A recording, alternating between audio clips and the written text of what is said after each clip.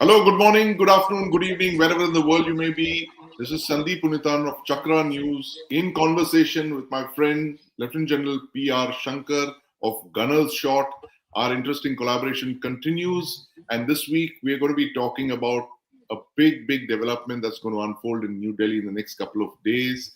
President Vladimir Putin is visiting New Delhi. It's his 23rd it's the 23rd India-Russia annual summit. And of course, it's the 25th anniversary of the India-Russia strategic partnership. And to talk about that and more, I have, of course, General P.R. Shankar with me. General Shankar, good morning. Welcome. Oh, thanks a lot, Sandeep. Good morning to you and all our viewers of Chakra News and Gunner Shot. We're going to talk of something very interesting. President Putin's upcoming visit. It's been announced. The dates are out, 4th, 5th December. Right. The way things are going, a lot of things are at stake. And I think that's the interesting part. What I'd like us to do is we could discuss it. I mean, this is my view. We could discuss it at two levels. The first level is the importance of this visit in the global dynamics Right. for India and Russia and everything, and what will be the effect on the same. And the second is the India-Russia uh, partnership itself, the bilateral, Right. right? I think though both are not inseparable, but if you put it a little separately, we'll get the better understanding of this upcoming visit because I think we have to Absolutely. cater. Let's do that, sir. Because, I think Yeah. in the 25 years that India and Russia have been partners, I don't think we've had a moment like this in 2025 where Russia is of course fighting its the longest war in the 21st century, war of attrition, and it's under tremendous global pressure, sanctions. It's discussing a peace deal with the United States in Ukraine. That's a very big pressure, and for the first time, General Shankar, we are being forced to choose between the West and Russia, that you can't buy your oil. Of course, we're buying even high-tech equipment like the S-400 under a lot of pressures and under exceptions that are being made for us, on a case-by-case basis almost. Let's start by talking about the position that Russia is in currently. Somebody in the NEA was telling me that the only imponderable in the visit now is that if there is a peace deal, for instance, Putin will have to go and initiate it in the next couple of days, though it doesn't seem to be happening right now. Chances of that Look, have. yeah, the way I look at it, the position in which Russia is, uh, I think Russia has got its bases covered. Right. I mean, let's look at the Russia-Ukraine war is at a stage where Russia can't lose. Yep. Okay, it only stands to gain. Right. You see, the point is the Russia-Ukraine war is something which no one is going to win. Let's be clear about it. There are no winners in that war. Everyone is a loser. Right. But Russia loses the least, right? If and when this war ends, or goes to a closure or tapers down, what you will see is the Russian position actually increasing, better off, Right. because its position vis-a-vis USA would have eased out lot because that's USA's ploy, isn't it? To split China and Russia, Yes. right? And some strain would have come automatically between Russia and China as a consequence of that, which is good for the India-Russia equation, right? And I think the closure of the Russia war is good. But if the war continues, the Ukraine war continues for Russia, well, we are here already. We are in that position. Things can't change. Right? And the cards are clear, and we deal from what we are. So, whichever way I look at it, Russia's position is pretty well covered. We have to understand one fundamental about Russia, which many people miss. It's not a big economy. Okay, it's just about $2 trillion economy. But it is the only economy which is self-sufficient in everything. Right. Russia They have doesn't everything. depend on. Absolutely. They have resources, they have technology, they have for their thing, and they have landmass. The only problem they have is population, but they seem to have covered that well historically. And that's a that's a landmass which you can't easily, get into. So Russia is a difficult customer for anyone to deal with offensively, and that history has proven. Napoleon will and Hitler both will vouch for their thing. So I think Russia is in a pretty good position. And plus, once the Arctic routes open, Right. you'll find the Russian value to many things will go up. I want to And talk to you Russian, about the Arctic route in particular, sir, a little while later, maybe in the discussion, yeah, when we look at what's on the table between India and Russia. But yeah. So, also feeling that the fact that Russia is in a strong position, and let's not forget they have actually sustained losses, horrible losses in men, material. Their economy has lost a lot as well. The isolation, the global isolation. But then, like you mentioned, it is. They make everything themselves. They don't really need the world in a way that China is also trying to walk down that path, that counter globalization path where you're fully self-sufficient. You do everything, you make everything. And I saw that statement that came out of a Russian aircraft manufacturer where one of their top officials, I think Chemezov, was in one of those places. And he said, we are the only country that makes fighter jets end to end. We don't rely on anyone for anything. That's a very big thing. And when we are looking at our light combat aircraft program, we're suffering because of imported engines. The things that we need to learn from the Russians. But now that you've put it so that Russia is in a bit of a strong position, how critical is it for us? Now I'm looking at it from the Indian perspective. How critical is it for us that you have a peace deal in Ukraine at the earliest? Because let's not forget that we are also suffering because of the war in Ukraine. We can't trade with the Russians. The rupee ruble trade has been completely, set aside. That trade is the rupee ruble hasn't taken off, I should say, to supplant these embargoes, sanctions. How critical is it for us for the peace deal to actually unfold? if the Ukraine war finishes or tapers off, I think India will be in a very good position for many reasons. If once that war tapers off, first and foremost, these energy issues will go off. Right. Trump sanctions and all that will go off, and our equation with USA will improve. Then you have free trade with Russia, and like I said, Russia will have to start, opening up towards USA. That's a mutual thing, which means that the Russia-China axis will start reducing. Right. And Russia has to look at a post-war economy. And in the post-war economy, they'll need India. I have no doubts about it. Diversify Right? away from China. Diversify. And our own growth story will get a fillip. And also remember, you have a lot of stake in Ukraine. Right. See, at a point of time, we were dependent on Ukraine for our ship engines and a whole lot of things. Engines, Technology, yeah. And notwithstanding whatever is happening in Ukraine or whatever Ukraine is all about, Ukraine still has technological capability which we can, we can use this very well. So I think the Russia-Ukraine war winding down will be of great benefit to us.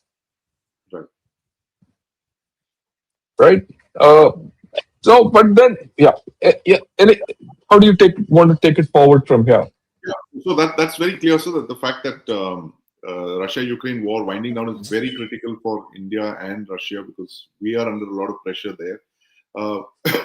But that said, what do you expect, sir? Look into the crystal ball and tell us, Prime Minister Modi, Vladimir Putin, 4th of December, he arrives here in New Delhi. And, there is a warmth in that relationship that is very different from all other relationships, whether it is, with the United States. I think there is a certain element of personal chemistry between the two leaders in a way that we don't with any other country, any other leadership. What do you expect?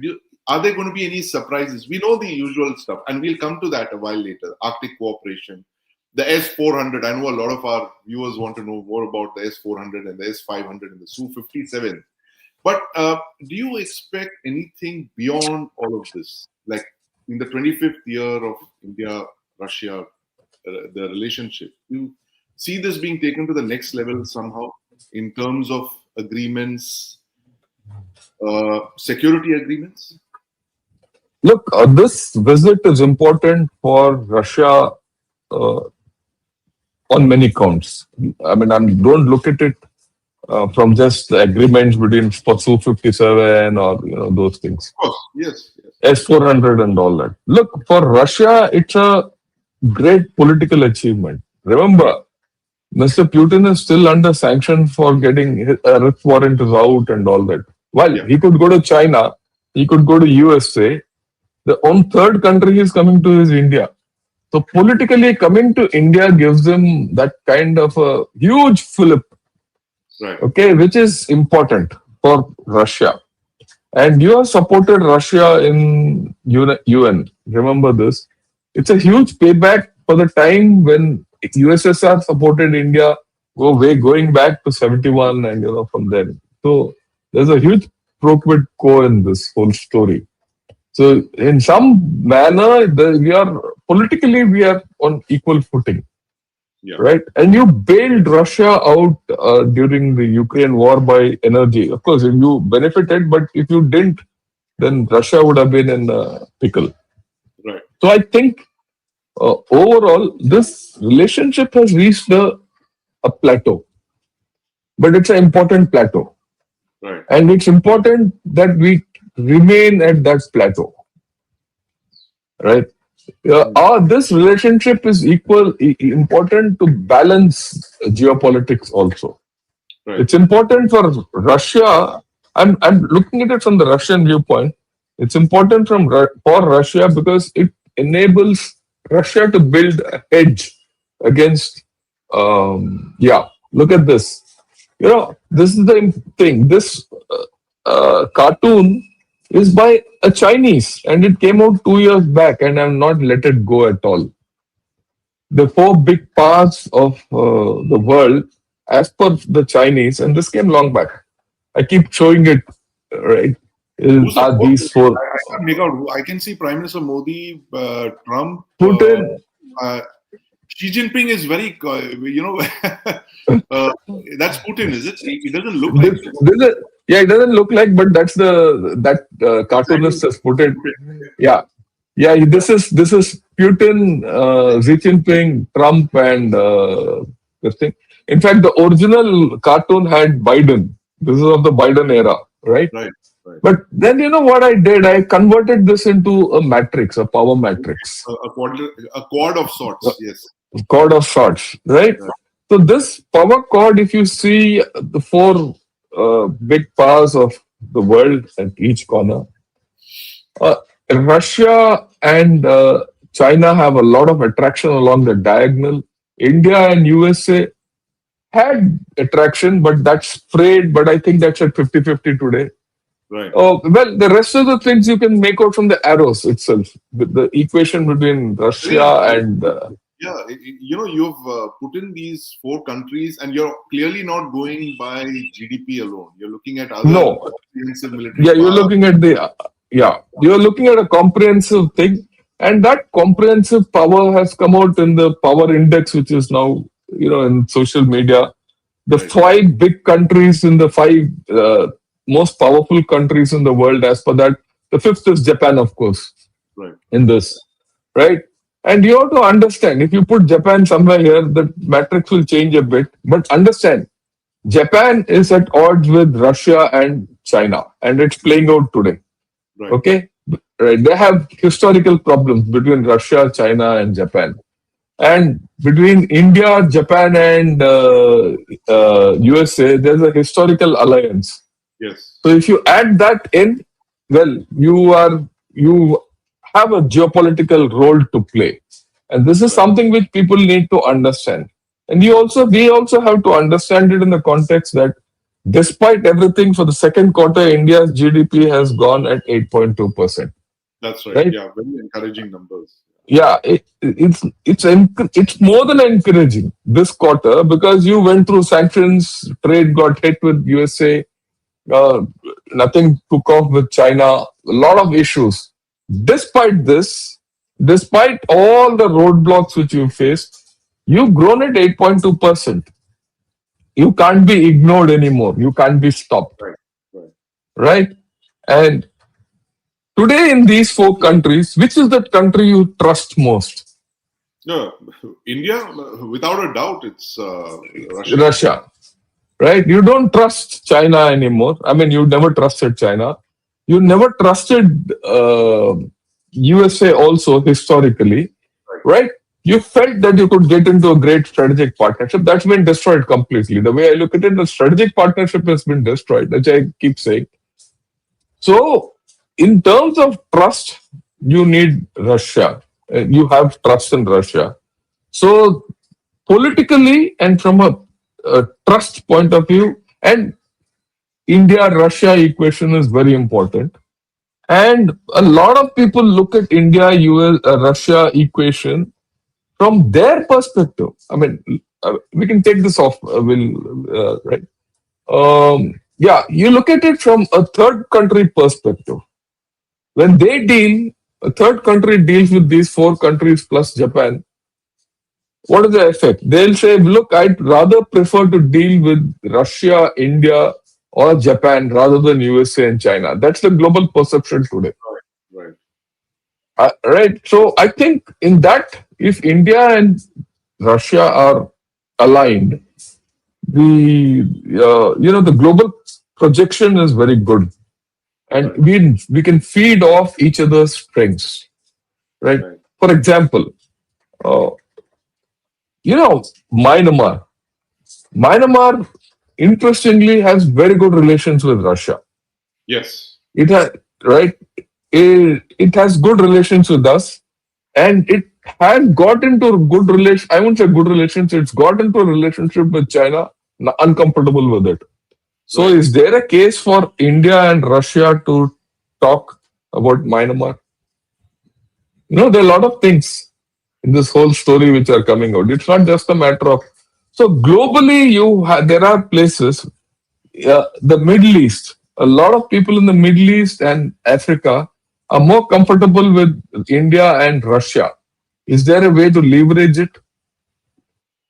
So I think in this visit, if you look beyond the normal, I think the global play of India plus Russia needs to be discussed. Right. Right.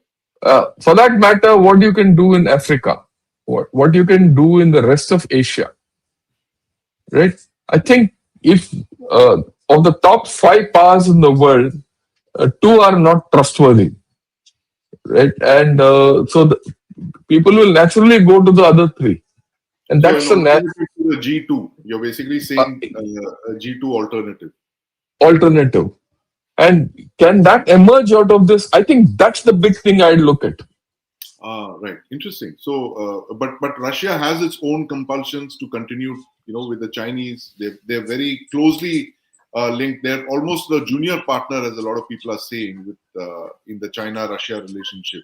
But I think that's not giving too much credit to President Putin. He's a sharp player, and it's unlikely that he'd want to be second fiddle to anyone. I don't agree with this concept that Russia is the junior partner for China. Right. Look, I mean, I never agreed with it. This is the Western propaganda which came up, right? But the facts on ground are different.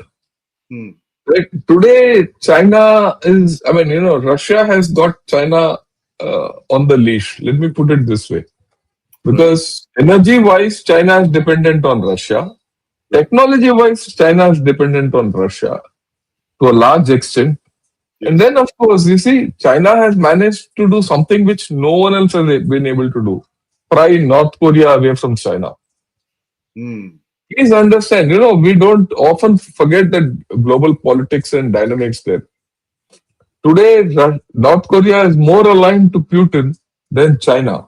That's very important point that you made. That big visit that Putin made Yeah, with the Kim Jong to get him to commit troops and ammunition, troops, and in return he's given him technology. He's given him technology. Yeah. nuclear submarine technology. Very, very interesting point. So actually, you think that he's broken It's North not Korea? only no. It's not only that. After all these, the North Korean state communications are now no more dependent on the Chinese satellites. They're dependent on Russian satellites, which is a very big change. So the point is that to think that Russia is the junior partner of China, I think is completely not understanding the dynamics of that whole area and that the relationship between the two. I think uh, uh, Russia has a standing on its own, Right, and that is another reason why you see Russia has wants India as a hedge against China. right, right, Ideally, Russia would like the RIC, but they know that the INC on this will not come through.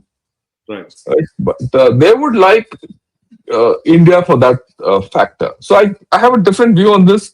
This is my view on this. Yeah, So, I was researching an article on this China's wolf warrior diplomacy, and this 2013 essay that came out in one of the Chinese websites. You would remember that the 6 wars that China must yeah, fight in the next half century.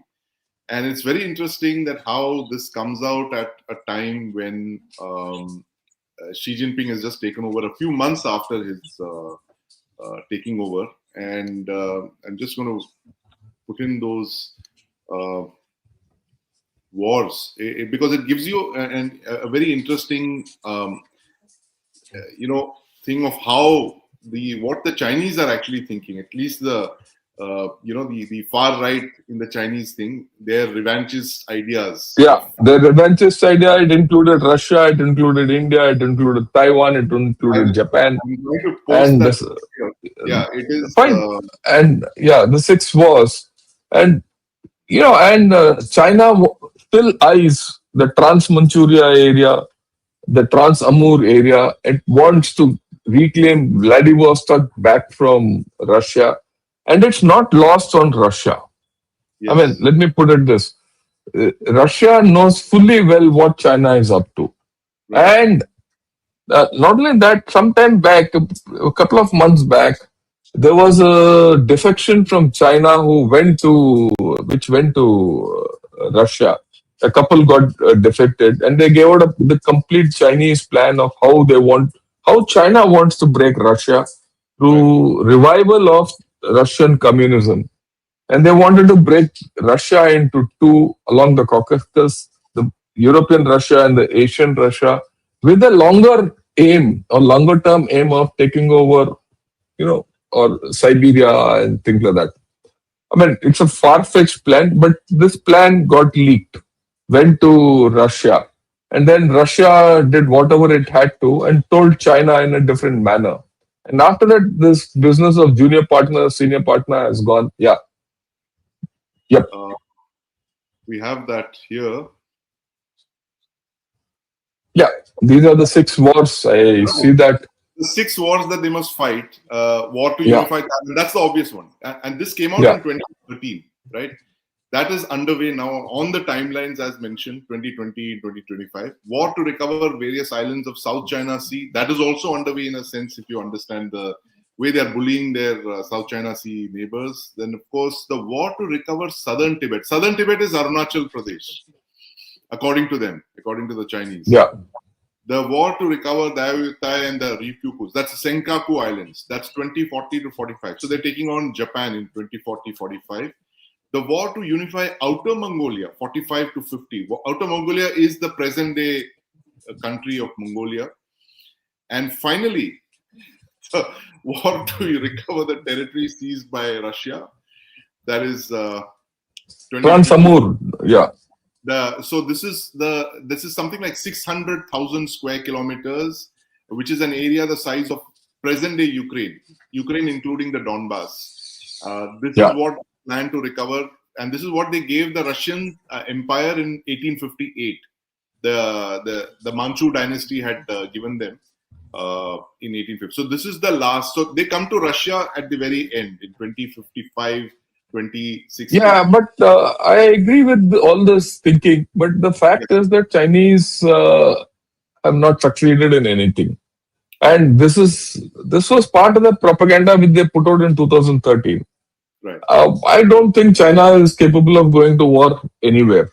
Right. And to a large extent, I don't know whether China itself will survive itself in the current form in these timelines. Because China today is at war with itself.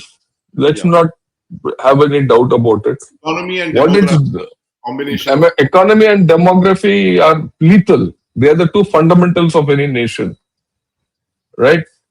So I don't give, and it is in fact it is in this context. You said economy and demography are the two basic problems of China. It is in this context the India-Russia meet is very important. Right. Right. We have common interests. Right, and so I don't think I would be too bothered about the China-Russia friendship. Whereas there is no threat at all to the India-Russia equation. Look, I mean, one has to understand again, the China-Russia equation has a lot of issues of trust and this six-war business that won't go away. The India-China issue will never go away. It's out of question. India, USA, trust is gone. There's no trust left. Right? Same with Russia and USA. There's no great thing. So what does it leave? The only two countries with some great past status, India and Russia, have this quality of Russia. They're no more a threat to each other or of any kind. In fact, they've never been and they will not be. So Mr. Putin's visit in the first week of December reinforces this, matrix which I put out always. And especially with what China is trying to do with Japan. Right? So I think India's position in the global matrix also has gone up. One has to understand. So, I mean, no, there might be many critics to my way of thinking, but I think this is the way I look at it. So I think this visit is very important for global stability, global geopolitics, for India. In fact, if we have to sustain this growth rate of 8.2% or 8.5%, whatever, we need Russia on our side. Let's not have any doubts about it. Yeah. We need Russia to deal with China. You need Russia to deal with Pakistan. You need, like I said, you need Russia to deal with our neighborhood also. Right. Myanmar. So Myanmar is important. So I think, and of course, Africa. So for our own growth, our own geopolitical footprint, it's good to have Russia on our side. And it's good to have Russia on our side for technology. Right. Now, I want to spend some time on technology. Look, whether we like it or not, we are a nation which has not been able to harness its own technology. We don't lack technology, we can't harness it. That's our fundamental problem. Now, if you need technology, and the only country which is prepared to give you technology today is Russia. Right. And let me explain this. No one else gave you technology. Even Russia never gave us technology till now. But today, Russia is prepared to give us technology. Of course, we missed the bus when USSR collapsed. Then technology was there on the plate for us. We made the foolish thing of not accepting it because of our own internal myopic viewpoints. Right. But today things have changed. You need technology, and Russia is the only country which is prepared to give us technology. So, General Shankar, I'm going to quickly ask you on that because I know you're at the IIT Madras. You do a lot of technology when you're not here speaking to addressing viewers. You're doing a lot of high tech stuff yourself, most of which you can't tell us yet. But, tell us what in 2025 India post Operation Sindoor, what is the kind of technology that India really needs from the Russian Federation? See, there are a lot of chatter about the S-400s. We'll come to that, the bean count. But tell us the kind of technology that we are looking for today where Russia will actually fill in the gaps. See, you need Russian technology to expand your maritime power. Right. Your submarines and, things like that. Definitely you need. There's no doubt about that. The second technology which you definitely need is to expand your air power, aircraft building. On that, we should not have doubt. The third place where you need a lot of help, Russian technology, is in nuclear power. Right. Okay. The fourth place where you need collaboration with Russia, I wouldn't say technology, but you need collaboration with Russia, is in space. Space technologies, you need a lot of collaboration. Okay. In terms of technology. In certain core technologies, in metallurgy and things like that, which are still important, no matter what you say of other tech, core technologies, you need collaboration. You need collaboration. I'm not saying you need technology, you need collaboration to take your own knowledge to a different level. Right? So I think if you look at it from these 4-5 points of view, okay, I don't know if I've missed out any, but I think from these 4-5 points of view, you need Russia. And today, Russia is prepared to part with these technologies. That's the important point, which we need to cash in on. And to that extent, I do hope something special comes out of this visit. Right. How interesting. When you said that, I was just visually imagining it. The space technology, at aircraft technology, that's fighter jets and maybe even commercial airliners. We are commercial airlines, engines, yeah. Then on the land and at sea, on the surface, that is that kind of technology. Then subsea, that is submarine technology, which we're already in very advanced level of cooperation with them. In fact, I must add that they have offered us 2 more Akula class nuclear powered attack submarines, in addition to the Chakra 3, which is being refitted currently. But I think this is a decision that India will have to make, considering the fact that we want to build our own SSNs. So we've already sanctioned a program for that. So this additional thing would mean a cost of outgo of something like minimum 6 billion, if not more. That's for 2 more units, which will come in a timeline of roughly the time it will take you to, build your first submarine probably. And very interestingly, there is the Matsyayan cooperation as well for the deep sea exploration mission, the seabed exploration. So it is literally from the heights of the space right down to the bottom of the ocean. It's that technology doesn't. We're not doing this kind of partnerships with any other country, I think. No. No one else will give you this. No one will. We got a lot of fillip from their space programs earlier, right? After all, most of our space programs, for example, go back to Rakesh Sharma. When he went abroad, to the space as on a Soviet shuttle. So I think a lot of things we have to put together when you talk of India and Russia. It's one thing to say tech, IT, EAO, all that, but I think the hardcore technologies we still need Russia on our side. And we don't, let's be, one of our biggest deficiencies is the incapability of developing all these technologies for our own selves. It's not that we don't have.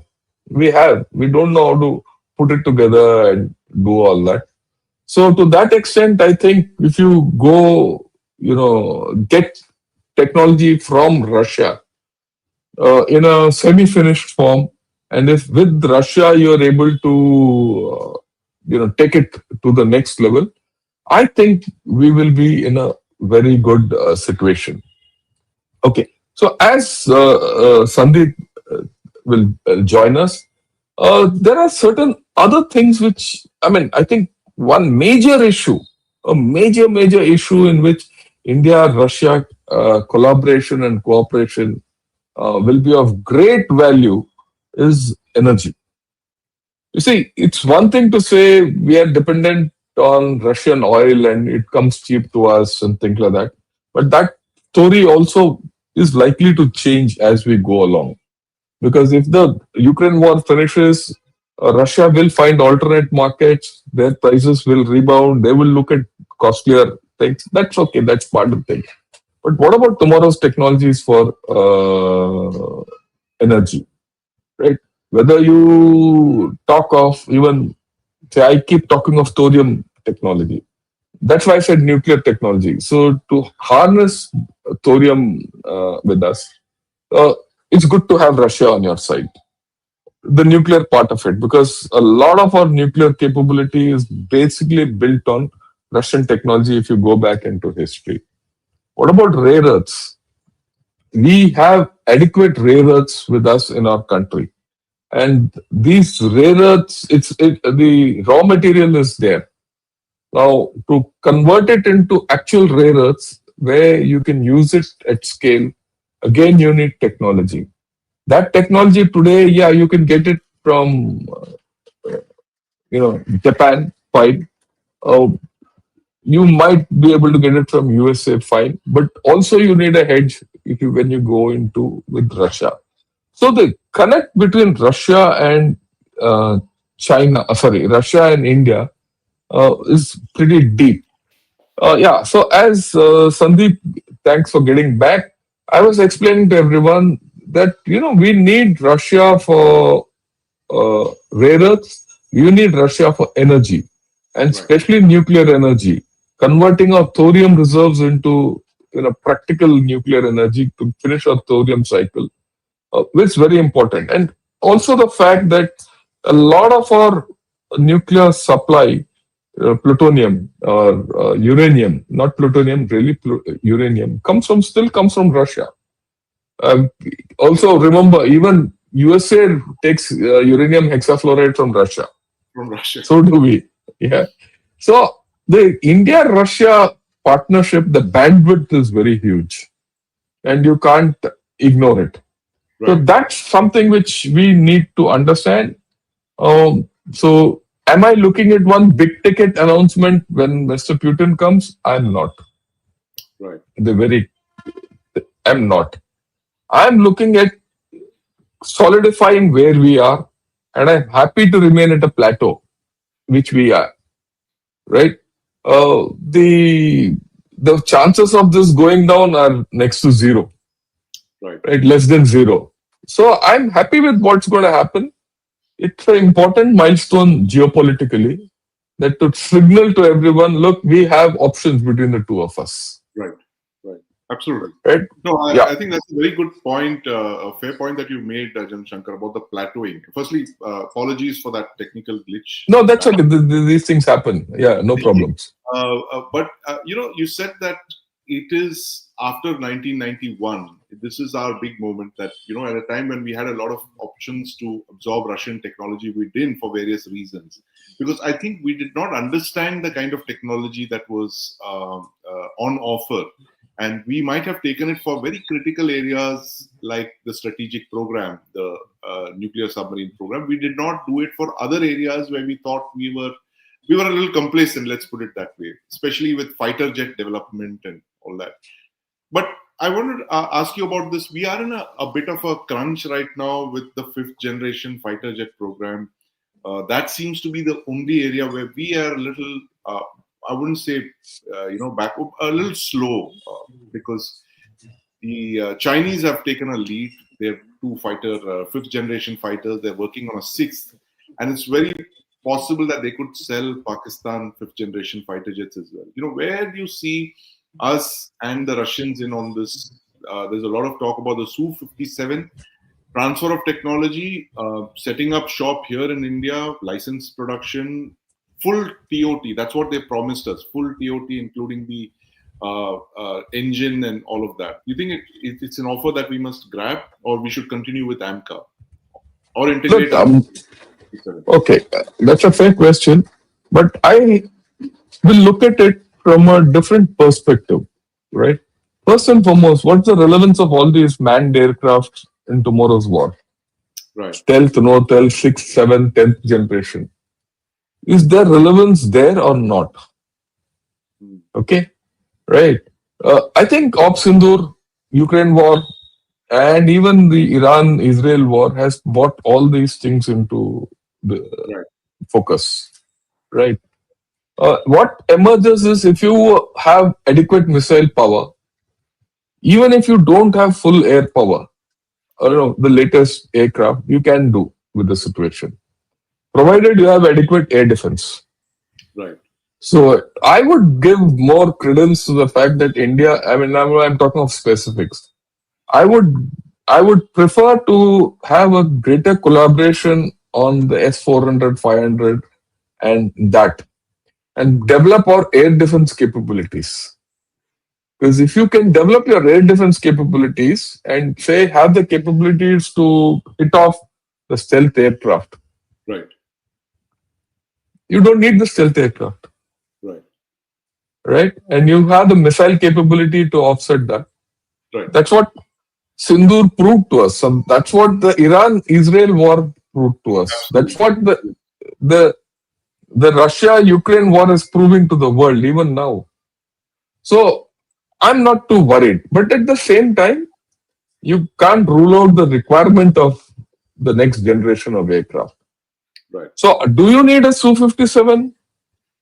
Very a huge question mark, because remember, we were in the Su-57 deal to Yes. start with and we pulled out. We pulled out because the terms and conditions were completely unsuitable to India. Can you rework that and go back? And I don't know whether it's even feasible. That's the way I look at it. Right? Can you get help for AMCA from them? I think that's a better route. Can you deal with the Russians? Say, look, I need this for my AMCA. Right? We are looking at engines from France and USA and all that. Why don't you get the engines from Russia? If you want to get the Su-57 from Russia, get the engines from Russia and develop your own. Right. Can you? So, even in civil aviation, why should you depend only on Airbus and Boeing? After all, you at one point of time, you flew those Tupolevs and ILs all over, and the huge aircraft. So the aircraft capability, the civil aircraft manufacture capability is there. Design, manufacture, everything is there in Russia. Why don't we get that? And go into a program on improving our aerospace capabilities in a different track altogether. It might take a little more longer time. I'm not bothered. We are okay, right? And so with the and then continue with the existing programs. So I think we need to relook at it. We need to have internal clarity on the fighter aircraft, civil aircraft, whole thing, which for some reason, in all our discourse, we've not looked at Russia from that point of view. So I think this is a time when we can debate this and discuss this as to how can we relook at this whole story. Right. And take it forward. After all, you have a very successful joint production, design, everything in BrahMos. Right. Okay. And today BrahMos is making economic sense also. When you start selling it to Philippines, you do it tomorrow to Armenia or whoever. So what the investment India and Russia have put into this will start coming back. So similarly, can you do something for a fighter aircraft or a trainer aircraft or for that matter, a civil aircraft? I would rather collaboration. Yeah, not necessary Su-57. Right. So not necessarily just the platform, but to collaborate on certain, core capabilities that you core said. capabilities. Yeah. like the long range air defense missile project that we have as well. And You want uh, no, you want to. You see, we discussed about Sudarshan Chakra and all that. yes, Can you? exactly. Yeah. Stuff like that. And this S-400, S-500 missiles, because of their sheer range and their capabilities, they are actually offensive systems. They're not so much air Yes. defense systems. They are, because if you can shut off your adversary's air force, you can ensure that he doesn't operate anywhere. That's an offensive system, literally. So it's like, Yeah. you can carry out free hunts of his, assets, like what we've done. 300 kilometers, we've taken a shot at that distance. But the other areas of cooperation, General Shankar, drones. I was reading this article in Foreign Affairs, this latest issue, which talks about how Russia has recovered from the war in Ukraine. And there's a very interesting line there saying that in just 3 years, Russia has made over 450 interim modifications to combat manuals. Their handbooks are being constantly upgraded, and they're working so closely with industry, with academia. Literally, their IITians are all embedded there in the field with them. And they are today leaders in drone warfare. And the Ukrainians, of course, both of them. Ukrainians have showed frugal innovation. The Russians are doing it at an industrial level. Where are the possible areas of cooperation for drone warfare that we can look at the Russians for? Look, again, how drones are to be employed, utilized, whether tactically or strategically, I think India is up to it. I had a recent, discussion with a lot of people in Army War College. Right. The sense I got was every unit has enough drones. There's no dearth of drones, offensive, and they have their own methods of employing them. And so I'm not too worried about that. I'm glad to hear that. Our capability is far more than what we can think of. And the next thing is drone technology is changing every 6 months. Right. Right. So to that extent, to go into a equation with them for a particular form of drones and all, I don't think so. So, but what we need is a broad-based interaction, right? Broad-based exchange, and broad-based part of the aerospace thing as to what thing we can exchange for in this field, right? This is a fast-changing field, right? Right, and we need to build the capacity. What I would like to learn from Russia on this is how have they got onto this fast-changing roulette wheel, right? And how to stay on it. That is the more important thing. It is not a matter of how we get hold of a particular drone and use it and all. I think we need to understand how they've handled the situation, dynamic situation, rather than the physicality of making drones and things. That I'm sure we have adequate. See, what one has to understand: drones are not that complex. Right.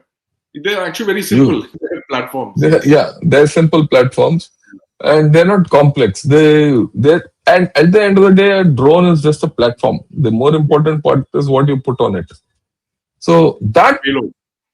The payload. That logic as to how things are and how they've operated and what has actually happened in Ukraine, firsthand, is what we need to understand. Secondhand, through other journals, descriptions, war accounts, and all that, we know we have adequate thing. And plus, we have adapted well to our terrain.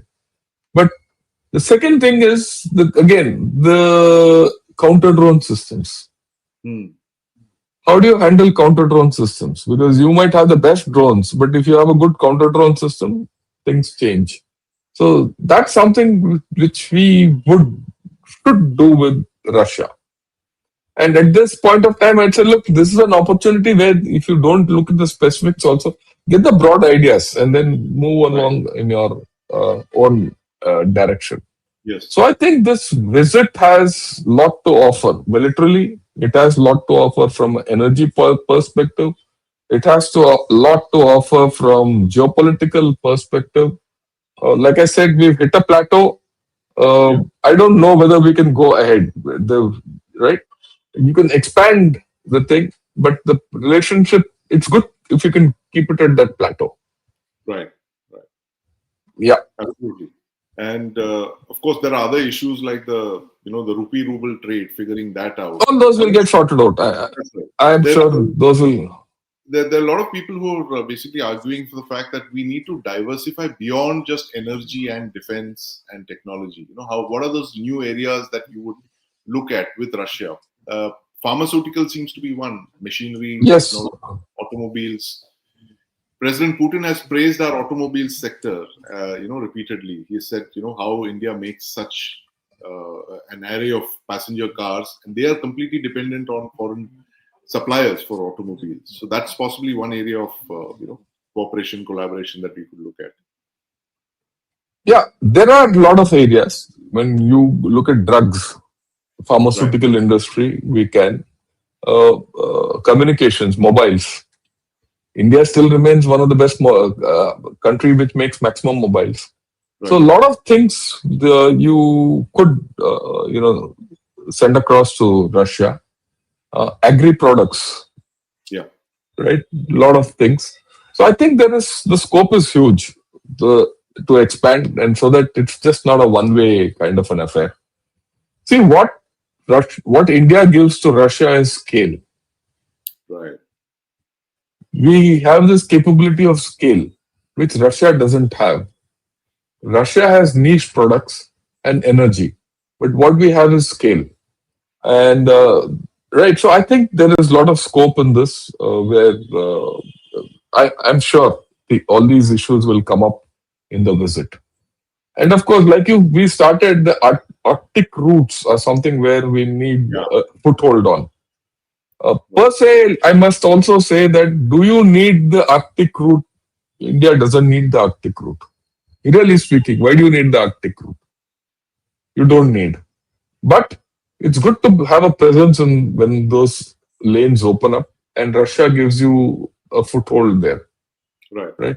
So I think, but that's in the future. That's about 15, 20 years ahead.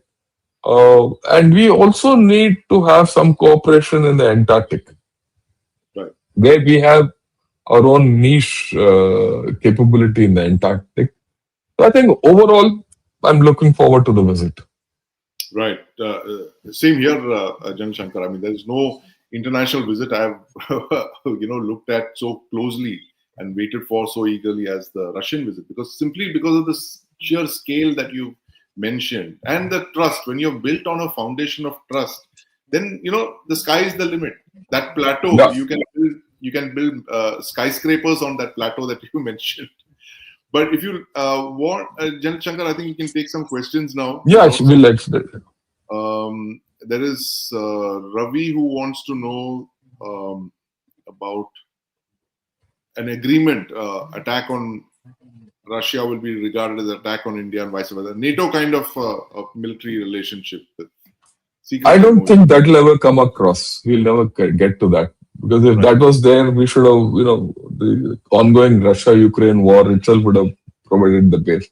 Right. I don't think India and Russia will ever get into that kind of a story. The NATO kind of an alliance. That is Yeah, what we'll never have it. Yeah. Howver is also asking as well. No, we'll not have that kind of alliance. But look, today the alliance required out of Russia and India are different. That's why I explained the geopolitics in that matrix. Yes. We need each other politically. We need each other. Yeah, we need each other from a lot of, India and Russia hedge. Right. This relationship provides a hedge for many people, and it provides a hedge for our own problems, each other. So that's why that's the IR hedge. Kiran Ramakrishnan Su-57 deal will be signed with S-400. Very possible. But Jan Shankar was saying this S-400 is more likely. And there, I think the original deal was for what, 10 or 12 systems, Jan Shankar, back a decade ago, which was Mr. Parikar asked for it to be reduced because the reduced and all that. But now I think you need more, and we'll get there.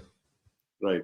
Vishwanathan Bangalore says that China has occupied large areas of its border with Siberia and inhabited with its civilians and military, and Putin is silent. I don't think it is occupied large areas of Siberia.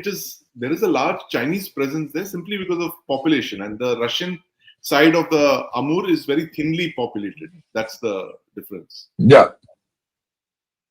Pugalski, Ukraine war was significant step in reining in those bankers. Okay, that's a statement, comment. Gratitude to Maharati. That's General Shankar. I respect. Oh, no, both of us. Thank you very much. There is.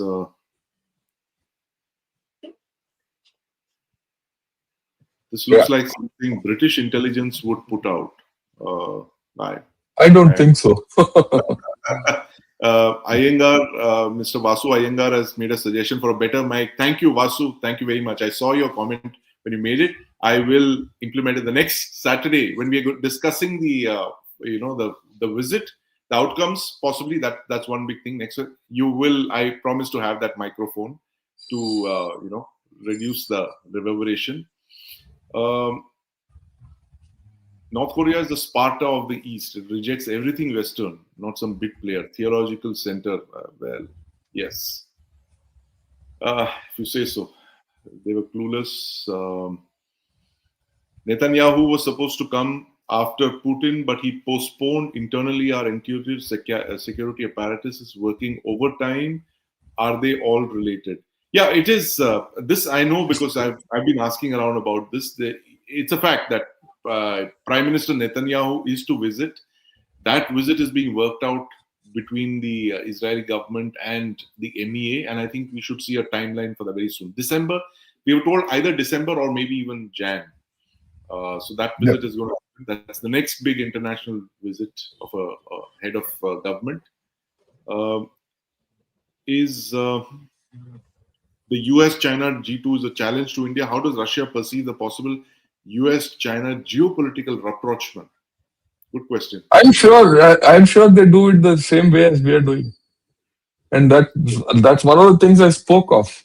We are a hedge. Yes. India, Russia, Japan. Hedge G2. Hedge okay. To the and right. Yeah. Solid HG. We need micro reactors for military as well as industries for energy. Of course we do. No doubt about that. And that's a point that Vivek Berry also seems to make about nuclear reactors for power and a nuclear power station in Andaman and Nicobar. Absolutely. Cannot emphasize this more. Point about Russia is not a big economy, but it has less population, self-reliant in defense. Yeah, we spoke of this. Yeah, we did. Yes, it's not a big economy. They have a issue with their population. That is a big thing. And Ashish Hegde says we may need Su-57 as a hedge against the AMCA. Yes, we mentioned that. Possible collaboration on the AMCA itself. Yellow Flash is asking the same question. Are we going to be ordering the latest Su-57? Collaboration, something to get the AMCA, because the AMCA for us is far more critical than the Su-57. So the jury is that we might buy 1 or 2 squadrons of the Su-57 because they're very similar to the Su-30 in a lot of respects, but we will push the AMCA. 2 Pakistani subs with missile launches with China type sub are deployed. So we're 10 years behind Pakistani. Well, Pakistan not a very serious threat naval wise. I mean, the Pakistan Navy, I must say here, can be taken out by the Indian Air Force and the Indian Army before it even sails out to do battle with the Indian Navy. So that is there. The BrahMos NG pre-ordered is a big hit weapon. Yes. No point mass producing drones. Well, Russia has done well for itself in mass producing drones of the Shahid variety. They have this massive plant in Tatarstan, which is producing them like sausages.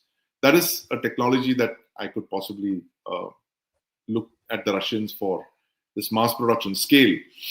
Post the intelligence leakage exposing Chinese plans on Siberia, China is scared post Lavrov's threats. Can we still consider Russia as China's sub? No, we No, absolutely. Russia will not be anyone's subordinate. That's very clear. Isn't Russia importing drones from China and Iran? They got the tech from Iran, the mass production technology from Iran, and today they're outproducing the Iranians in drones, and they're even deploying them in numbers that no country has ever done, in the hundreds. I have respect for India. I know why you love Russia so much, because they were there at a time when India was isolated. So the communists help you with weapons, and you are the largest democracy on earth. Well, there is a dichotomy in what you said, but we are a democracy, and we will get our security from the country that we choose to. That's what we've done in the past. How long will for 1 million drone capacity production in India? Good question. We have this capacity. Like I told you, it's not a matter of capacity. Capacity is coming. It's a matter of time. And you don't know when this capacity will just jump itself. So I'm very optimistic, yeah. We can focus on engines, motors for different scales of drones as opposed to mass producing drones. Of course. Creating a lot of components, buying it on scale. Praying for the Tejas Ghatak combo as well in 2027. Yes. Yeah. Please increase the likes and share maximum, and do subscribe to join. Yes, please. All of you, please like, share, subscribe, not just to Gunner's Shot, which is the best channel out there for defense matters. Oh, no. Because General Shankar, there are others. But Chakra as well. So do follow us, like, share, subscribe. Russian rough diamond trade is directly providing thousands of jobs in India. Yes, actually. And that is another area of potential collaboration. This one, Russia has vast quantity of rupees from the Soviet days. Why not provide structure facility to invest that capital? Yeah, that's been. I think we will see. That's part of the goal. We'll see that. We will see it next week. The opinion about India-Afghanistan relation in current situation. Yeah, it's good. It's good, very good, in fact. Very good, and Russia and Pakistan is worried about it. Yeah, right, exactly. We should have an assembly line of auto parts and auto cars, scooter, and animals, so it's also motorized and mobile. Well, yeah. You just Su-57. You just heard General Shankar talk about it. We did discuss that. If Bangkok can have a population of 15 million, so should Andaman also. Yes, absolutely. I agree with you. And General Shankar, if you consider this at some point, we should talk about the Andamans. We'll talk of it. Connected part of our country. And we'll talk of it. No problem. Keeping it that way. Russia has already been investing their INR into India for many years, since the RBI have started providing escrow account services for international. It is investing it, but not in the kind. They're sitting on tons of scope in their this thing. Russia has less girls. Okay, there is a population imbalance there. Yes, that's a fact. Do we need S-500 as China has been? Yes, we need the S-500 as well, it looks like, though we have to balance it with our own program, which is the indigenous Kusha. India will go for Su-57 or Su-75. Su-75 is a single engine. Yeah, let's see. We'll see how it goes. There's no point second guessing it at this stage. Yes. There's a lot to expect from this, and I think our diplomats are working hard to balance expectations. This point, of course, it's an observation. We discussed that. India needs to work with Russia on. Without that, it's just copper wire wound around a magnet, right? And I think we're at the end of it. Shankar sir, today morning China's podcast was fantastic. Jan Shankar, you had another podcast on China. No, I didn't have a podcast on China. This was one which I did earlier. Whether China will go for war. Will China can wage a war? Right. I did this about 2 weeks back, and I put it out again because I have a habit of putting this out. Even this podcast we are doing, I'll put it out after 2 weeks because then people can view it reflectively. Reflective. Oh, okay. Okay. Okay, and it has a lot of value. So, Yes. and then of course, those people who probably initially missed it can have a look at it. Right. And in that, I've argued, the problems of why China can't go to war. Hmm. And it's very important in this context today that China doesn't have the capability to go to war. Much as what it's talking about Japan, Taiwan, and all that. Right. If China goes to war, there's a good chance of China collapsing. Oh, okay. It'll just collapse. So it's too much of a risk for Xi Jinping and company to go to war. Right. But at the same time, it might be too much of a risk for Xi Jinping and company not to go to war the way things are panning out. So we'll have to see, watch China very closely, because China, to me, to my way of thinking, is the most unstable country in the world today. Right. Right. Absolutely. And you've mentioned that time and again, Jan Shankar, Yeah. this point that China's internal contradictions and its purges something we should look out for. Yeah. As of now, Jan Shankar, can we commit to our viewers that next Saturday we're going to be talking about Yeah, why not? India and Let's do it. aftermath of the visit? Because by then we'll have the statements will be out, joint statements will be out. We can analyze it and look at the road that we've traveled since. And we'll do. We could do that on 5th if you want. Because 6th I'm off to Pokhran for the final firing of the ramjet. So okay, right. We'll do it on 5th. Yes. 5th. You have We'll do it on. You just revealed the fact that you have a ramjet artillery round being tried in Pokhran. Congratulations, General Shankar. This Thank you. That I've waited to hear from you. The ramjet artillery round is finally reached Pokhran. And who knows? It's a great achievement. It's a great achievement. Congratulations from all of us. For you who are watching there, this is the project that General Shankar has been quietly working on with the IIT Madras for the last decade or so, because he believes that artillery rounds have reached the end of their physical limits, and now the only way to convert artillery rounds into missiles is by getting ramjet rounds. And ramjet rounds, I must tell you, they all look like, I've seen a couple of them, they look like mini BrahMos missiles, right? And that's what General Shankar plans to do, launch BrahMos missiles from artillery guns like the Bofors and of course the Dhanush and others. Congratulations once again, General Shankar. Can't wait to do a special podcast for our viewers. We'll do it. Here, we must have a special discussion. No, we'll do it. This whole thing will finish, because what's happening is we're going to fire on 8th and 9th. Come back, I have to go to the artillery conference and the reunion. The day I come back from the reunion, we'll have a podcast with you. Done. So we've locked in that thing. The two discussions that we're having on the 5th, we're going to talk about the India-Russia relationship, and the joint statements would have been out by then. And the 8th is when we'll talk about ramjet artillery with Jan Shankar. Thank you very much, Jan Shankar, for joining us. Thanks a lot. And for all of you out there, please like, share, subscribe. Nana's Short, and of course, Chakra News. Keep the love and support coming. And we'll see you again, same time next week. Jai Hind, and have a great week. Same. Jai Hind and have a great weekend. Yeah.